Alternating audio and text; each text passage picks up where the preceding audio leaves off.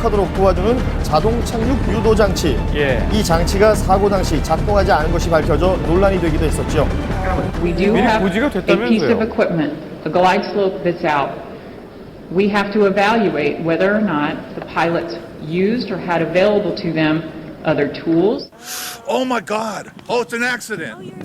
지난 6일 현지 시각 오전 11시 30분쯤 활주로를 향해 날아가던 사고기의 꼬리가 제방과 충돌합니다.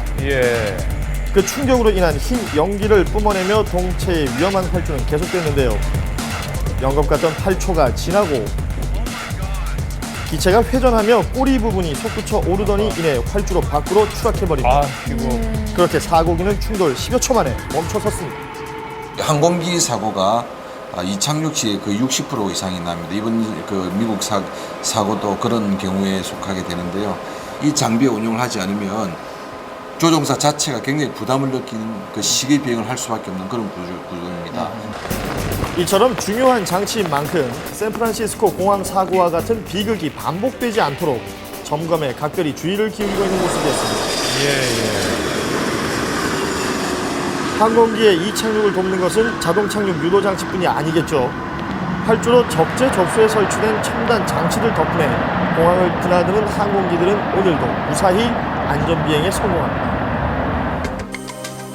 그리고 비가 오나 눈이 오나 항공기 곁을 지키는 활주로 직원들과 위급 상황에 대비해서 항시 대기 중인 소방대원들 역시 이번 사고로 인해 한층 더 강화된 대비 태세를 갖추고 있었습니다. 131호 카피. 지금 이게 어떤 상황인가요, 지금이? 훈련 상황을 하는 건데 바람 방향을 가르쳐 주는 거예요, 지금. 아, 바람 방향을. 샌프란시스코 공항처럼 여객기 착륙 사고가 났을 때를 대비한 실제 대응 훈련도 펼쳐졌는데요. 일반 화재 진압 현장보다 훨씬 강력한 수압 그리고 많은 양의 물이 투입되는 것이 보입니다. 항공기의 원료인 항공유는 가연성이 아주 높기 때문에 작은 사고도 큰 화재로 번질 수 있습니다. 때문에 빠르고 확실한 진압이 중요하다고 합니다. 평소 훈련이 그만큼 또 중요하고요. 가격으로 보면 어느 정도 되는 건가요? 한 요게 한 10억 정도 돼요. 어이구, 그렇게 비싸요. 소방차, 딱 봐도 일반 소방차와는 차원이 다르죠. 수천억을 호가하는 항공기 그리고 무엇보다 수많은 승객들의 안전이 걸려있는 만큼 이들을 지켜줘야 할 소방장비 역시 특별합니다. 전에 그 괌공항 같은 경우는 벌써 산속에서 어두울 때 사고 난 거기 때문에 거의 승객이 한 20-30명만 살고 다 죽었잖아요. 그렇듯이 초동 조치가 굉장히 필요해요. 그런 사고가 항상 비행기 이착륙할 때는 위험을 배제하잖아요. 그 기장들도 얘기하듯이 이륙할 때, 착륙할 때 그 짧은 순간이 제일 힘들다라 하잖아요.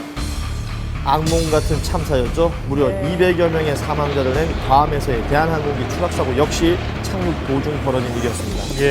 그렇다면 샌프란시스코의 이번 사고에서는 다행히 인명피해가 크지 않았었는데요. 지금 제가 서 있는 그 곳이 이유는 무엇일까요? 이번 샌프란시스코 공항에서 사고가 났던 보잉 777 비행기와 내부 모양을 똑같이 만들어 놓은 이 모형입니다.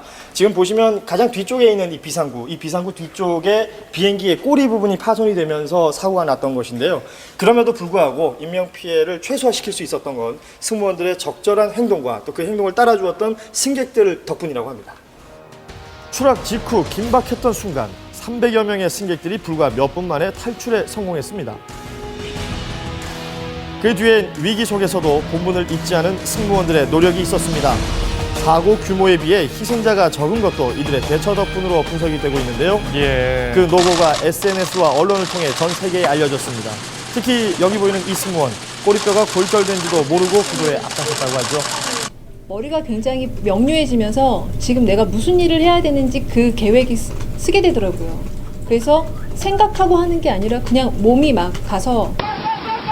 이번 사고와 같은 비상 상황 시 승무원의 지시에 따라 90초 내에 신속히 기내에서 탈출하는 것이 관건인데요. 쉽지 않아 보입니다. 이를 위한 훈련이 있다고 해서 찾아갔습니다.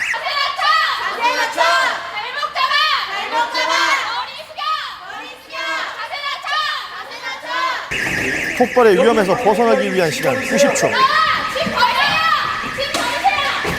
짐이나 구두는 탈출용 미끄럼틀에 구멍을 낼 수 있습니다. 그렇기 때문에 꼭 버려야 한다고. 이런 안전 훈련에 대해서 정말 철저하게 배우기 때문에 좀 더 능숙하게 해내지 않았을까 생각합니다. 사고가 일어난 지 오늘로